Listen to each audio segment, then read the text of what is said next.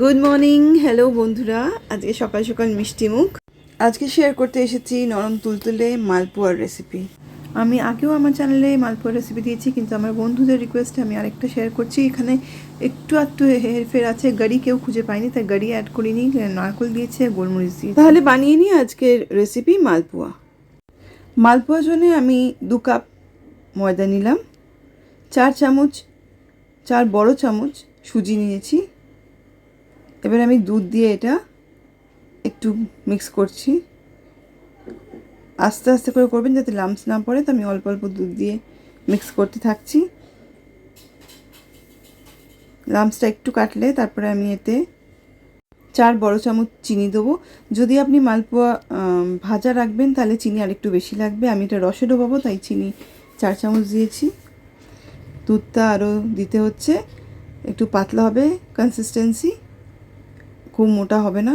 এখানে আমি কোড়া নারকেল দিয়েছি, কাজু কিশমিশ দিয়েছি, একটু সামান্য হাতে গুঁড়ো করা গুঁড়ো করা গোলমরিচ দিয়েছি আর মৌরি দিয়েছি।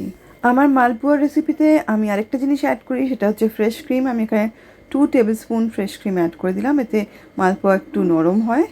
আমি ইনস্ট্যান্ট বানাচ্ছি, আপনি আধ ঘন্টা ভিজিয়ে রাখবেন। আর চিনিটা গুঁড়ো করে মিক্স করলে ভালো হয়। আমি একটা করে মালপোয়া ভেজে নিচ্ছি। আমি এখানে সাদা তেল গরম করে মালপোয়া দিয়েছি। আর চিনি পাউডার করে না দিলে নিশ্চয়ই করে 1 ঘন্টা ভিজিয়ে রাখবেন, নাহলে কড়াইতে মালপোয়াগুলো সেটে যাবে। এমনিতেও হাফ অ্যান আওয়ার ভিজিয়ে রাখলে সুজিটাও ভেজে, চিনিটাও ভেজে। আমি মালপোয়া বেশি মোটা করি না, আমি এরকম ফ্ল্যাট করি, পাতলা করি, যাতে খুব নরম হয়, একদম তুলতুলে হয়।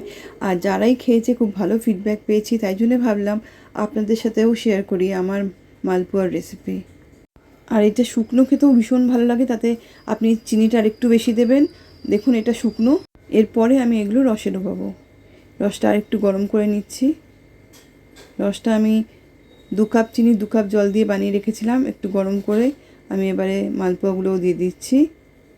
10 মিনিট করে এক একটা ব্যাচ ডোবাবেন, 10 থেকে 15 মিনিট, তারপরে উঠিয়ে নেবেন। এই যে মালপোয়া রেডি হয়ে গেছে, দেখুন একদম তুলতুলে মালপোয়া, আর সাইডগুলো একটু ক্রিস্পি ক্রিস্পি, এত ভালো লাগে খেতে। আপনি বানিয়ে দেখুন, ডিফারেন্সটা বুঝতে পারবেন এই রেসিপিটার।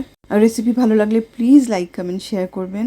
সকলে ভালো থাকবেন, দেখা হবে আবার আরেকটা নতুন রেসিপি নিয়ে। বাই।